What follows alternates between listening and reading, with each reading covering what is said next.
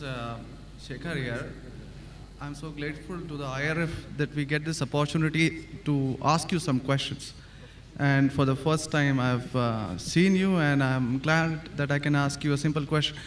I am a businessman, and one of my, or rather my only hobby is studying religions. So one of them, obviously, being the Quran. So my question is fairly simple. Like, I really liked what you spoke about Aisha. That was a very wonderful thing that you said. So my question is fairly simple. I'll make it very small. But I really hope that I have the opportunity to cross-question you after you answer me on your answer. Thank you. So we see in Muslim, book number 4, number 2127, wherein it says, a part of it that is, he stuck me, Aisha, on the chest, which caused me pain. Further down, if you look at Mishkat al-Masabi, volume 2, page number 690, repeated again in Muslim, book number 9, number 3506, a part of it, I'll just get to the point, wherein Umar is trying to say to the Prophet, or rather trying to make him laugh. He says, Messenger of God, I wish you had seen the daughter of Khadija, where she asked me for extra money, and I got up and slapped her on the neck. God's messenger laughed and said, they are around me, as you see, asking for extra money. Abu Bakr then got up, went to Aisha and slapped her on the neck, and Umar did the same to Hafsa. Now we see something of a pattern coming in. Then if we just jump to Quran chapter 4, verse 34, and those wives you fear may be rebellious, admonish, banish them to their couches and beat them.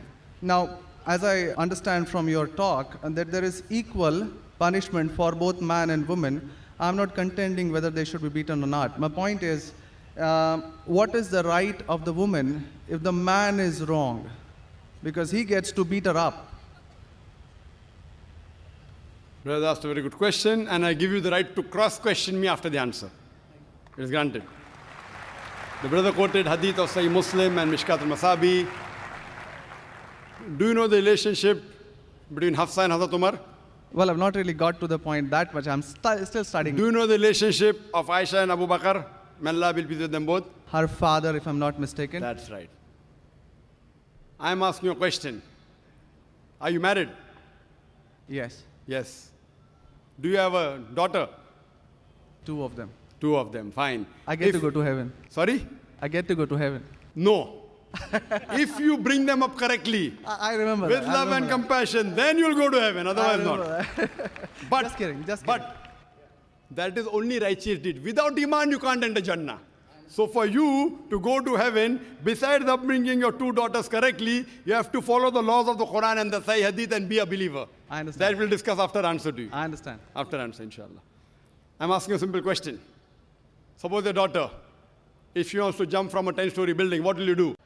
I'll stop her. Is she adamant? What will you do? Point, yeah. You get the point, very good. If she wants to jump, no, I want to go. I want to fly like Superman. Dad, you are preventing me from being a Superman. What will you do? Well, I'll stop her, obviously. Will you slap her or not? If required. She says, no, I want to jump. What will you do?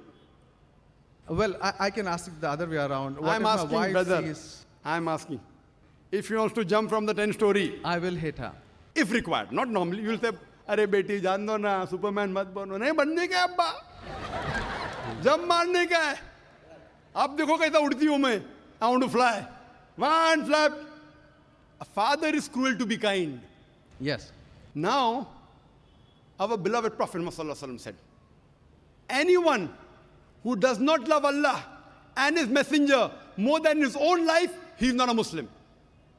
Anyone who does not love Allah and His Messenger more than his own life, he is not a Muslim. So there are many occasions what happened that sometimes they were disrespectful to the husband.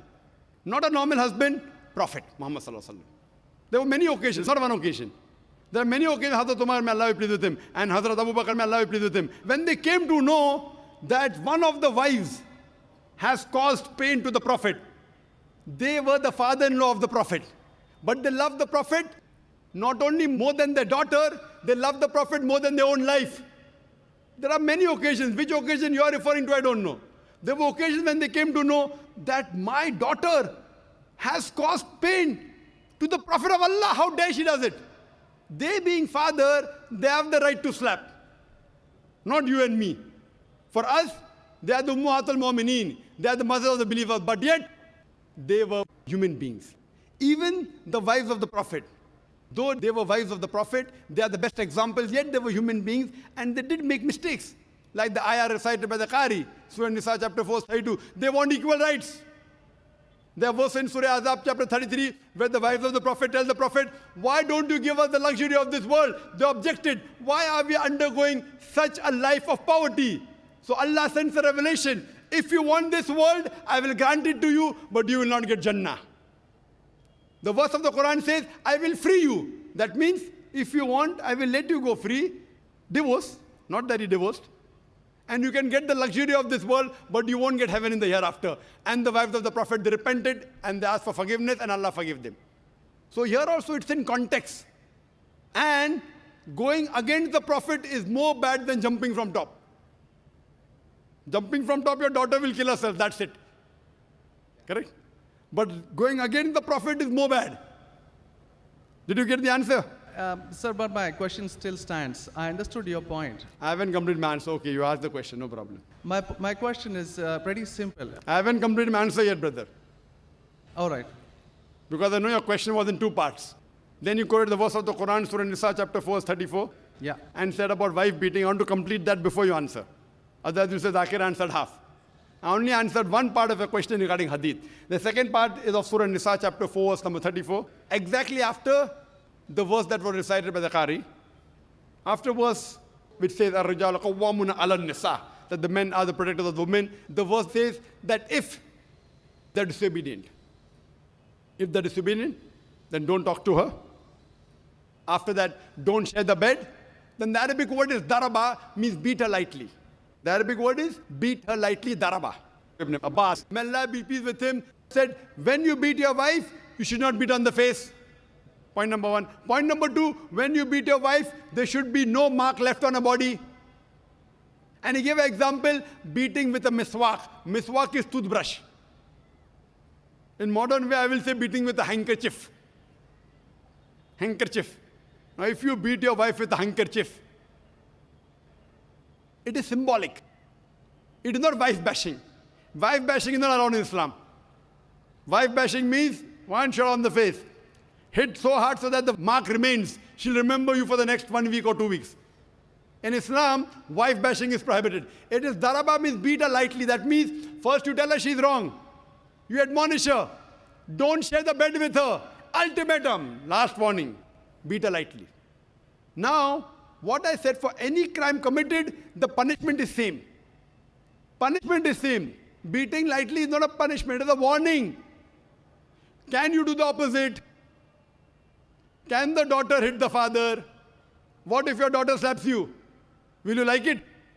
No. Why? Equality. Let me complete my answer. You talk about equality. If your daughter slaps you, will you like it? No. No. There may be occasion when you get lunatic, when you become very old, and if you want to jump and then she slaps you, I will agree with her, correct? Though you said, no, I'm agreeing with you. I understand. I'm helping you. You understand, but you don't understand me. No, I do. I'm helping you. Okay. If you grow up and you become a lunatic, you become senile, you want to jump from the 10th story, your daughter says, Abba, mat karo, don't do, father. She may have to slap you. She's doing in good faith. Accept it. Right? Now here, where a husband is giving a warning to the wife, if the wife does the same, what will the retaliation be? Imagine, suppose there's a massive person, bodybuilder comes and acts macho with you. If a small man comes, maybe you'll hit him. A macho person, Arnold Schwarzenegger, comes and tells you something. Will you hit him? Will you hit him? No. Though you may have a lot of guts, but Arnold Schwarzenegger, no. Why? Similarly, since Allah says in the previous verse, man has been given more strength than the woman. So a physical warning, a symbolic warning, a man can give to a woman can't give to a man.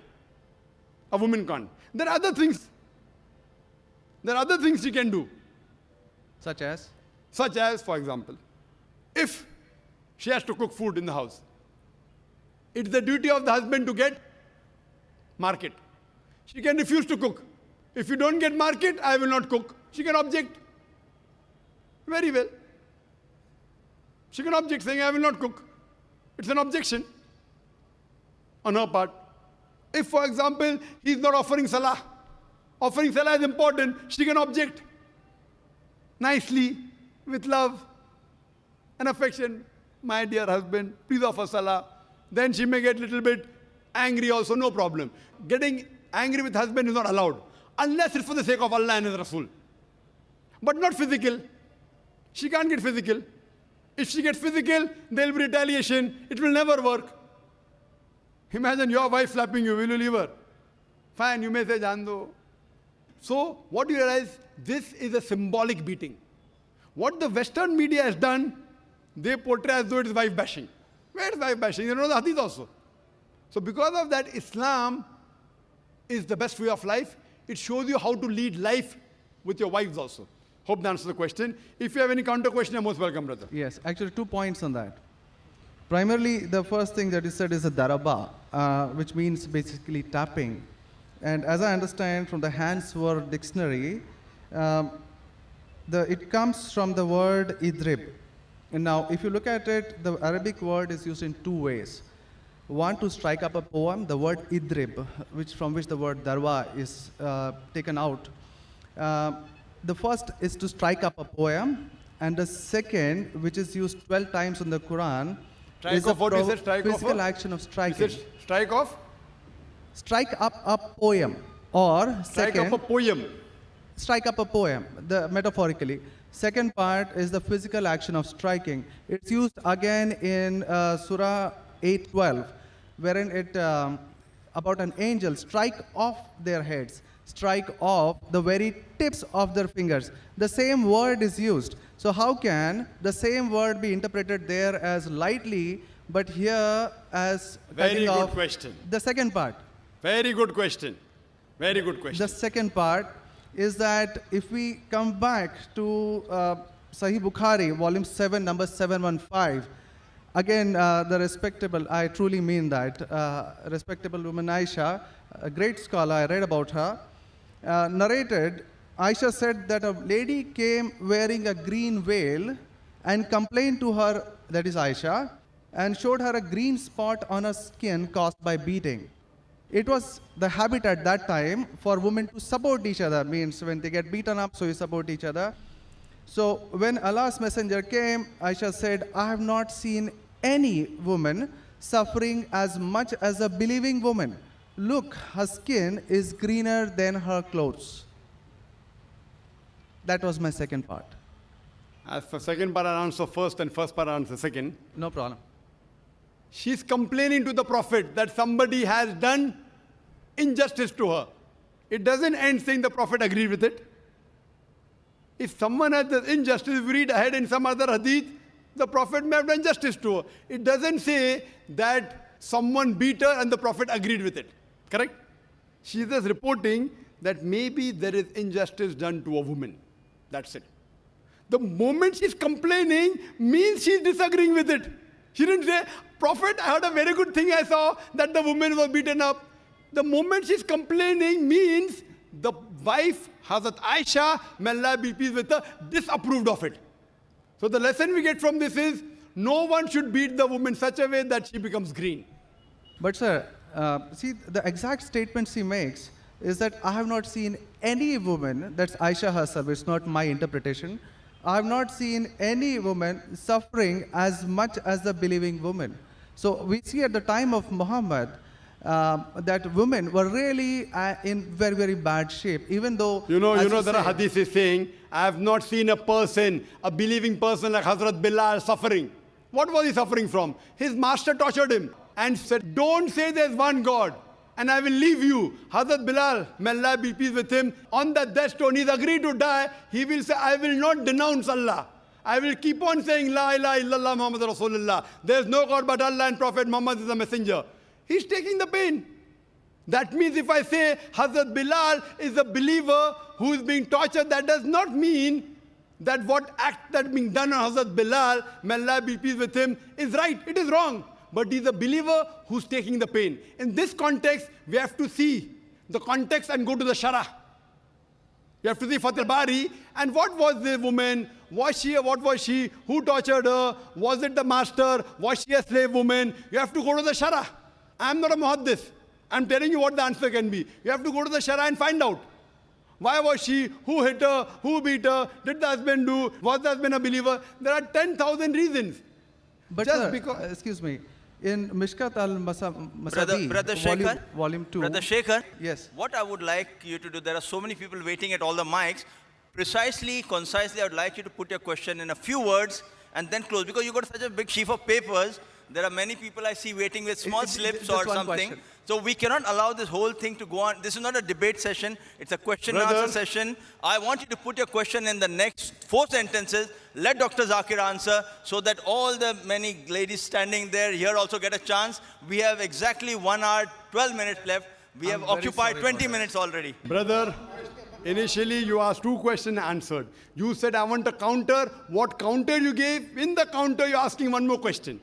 I don't mind answering your 100 questions, but in this rule, 1 question at a time, go behind the queue, no problem. You asked 2 questions, give the answer. You said, I want a counter question. With the counter question, you're asking 1 more question. So, I'm very kind, I don't mind. I would love. After finishing, you can come in the cabin. And inshallah, I will answer all your questions. I want to ask you, after I answer your question, what will you do? Will you believe in the religion Hazrat Aisha believed? Yes or no? I yet have to answer your counter question. Well, it's not just this one point. There are many, many more. I'll answer inshallah all. How many are there? 10, 20, 50, 100? How many? Well, we can sit on that. How many approximately? Well, there are many more. I've not How really many? counted them. 10, 20, 100, 1,000, 10,000? How many do you have now in your mind? Well, I do have. How many? 10, 20, 30? How many? Yeah, probably quite a few. Maybe, Quite a few is how much? 5 or 10? Approximately. I don't know, maybe 100 questions. 100 questions you have? Brother, after this session is over, we sit together. Okay? Write down all the 100 questions. Inshallah. Inshallah. I will try and answer everyone. Okay? I request you. We'll spend the full night together. I don't mind, because you're a seeker of truth. And I'm also a seeker of truth, and my job is to try and clarify the truth. Not that I'm a scholar. I will try and answer all the 100 questions. But I doubt whether you'll be able to write 100 questions. I doubt. Coming to your main counter question, brother. That will be basic counter question. Counter question of yours is that daraba has got 2 meanings. One is strike off the head. You ask me then, how do you come to know which is correct? Correct? Exactly. In the counter question, don't ask 1 more question. That means you're breaking the rule. Sir, I'm just refuting what you said. Not refuting. See, you asked a counter question. Counter question was of daraba has got meaning of striking. That is the counter question. In that counter question, you asked 1 more question. You can't ask 1 more question in a counter question. You can ask 1 counter question, but that was a fresh question that you asked. Now coming to your question of daraba. You said striking, I agree with you. How do you come to know one time it is lightly beating, one time it is striking of the head? You know the verse in the Quran is there, in Surah Maryam, chapter 19, verse number 47. Mary, may Allah be pleased with her, she says, when Archangel Gabriel says that you shall have a son. So she says, how shall I have a son when no man has touched me? How shall I have a son when no man has touched me? Now if you go to the Lugha, your handswear dictionary, all lanes, I believe you read my dictionaries, all this you can on the internet. It's not difficult. You go on the internet and type, you'll get 100 questions against Islam. Not 100, you'll get 1,000. Very easy. Not that a person has done research. If you had done research, you'd have come to know who was whose father and who was whose husband and mother, everything. But you go on the internet, you get this very easy. Now, the Arabic word masa has got 2 meanings. Physical touch, it means sexual touch. So when Mary, may Allah be pleased with her, she says, how shall I have a son when no man has touched me? It is understood. It is not physical touch, it is sexual touch. Correct? Yes. Similarly, there are several verses in the Quran. Now, when there are 2, 3 meanings, even both can be correct or one can be correct. To have more details, you go to the Hadith. Hadith is the commentary of the verse of the Quran. Correct? Maybe the same word has got 2 meanings. In that verse, it means meaning number 1. In the second verse, in meaning number 2. Hadith is the commentary. So when we go to the hadith of this Surah Nisa, chapter 4, verse 34, talking about daraba, there the Prophet said, do not beat on the face. Do not leave a mark. Beat like a toothbrush. I gave the answer, but you were so much concentrating on the notes you have that you forgot my answer. If you have heard my answer, that if there are 2-3 meanings, all meanings may not be right. Maybe one is right, maybe 2 are right, maybe all 3 are right. Therefore, you have to go back to the Prophet. The Quran says, Atiullah, Atiur Rasul. Obey Allah and obey the Messenger. So when there are 2-3 meanings, you have to go to the hadith and find out what did the Prophet mean by that word. So there when it says strikes off that, it means strikes off. Here it means strike lightly. So therefore, if you know the supplement to the commentary of the Quran, it's the hadith. Without the authentic hadith, you cannot understand Islam. So a prophet said, it means beat lightly, like beating with a toothbrush, don't beat on the face, don't leave a mark on the body. So these are the guidance given by Rasul. Therefore, it is obligatory that besides the Quran, you have to follow the authentic hadith. Hope that answers the question. And inshallah, I'll wait for you after 10 o'clock in the speaker's lounge, inshallah. Yes, Brother Shekhar? Thank you. And I'll be since there. you have 2 daughters, you said you have 2 daughters and you want, sorry? And one son. The son, there's no hadith saying the son will take you to Jannah here. Yeah. If he becomes the pious son, and if he prays for you, inshallah, even he will be a pathway to Jannah. What I want to see to it that besides good deeds, you even have faith.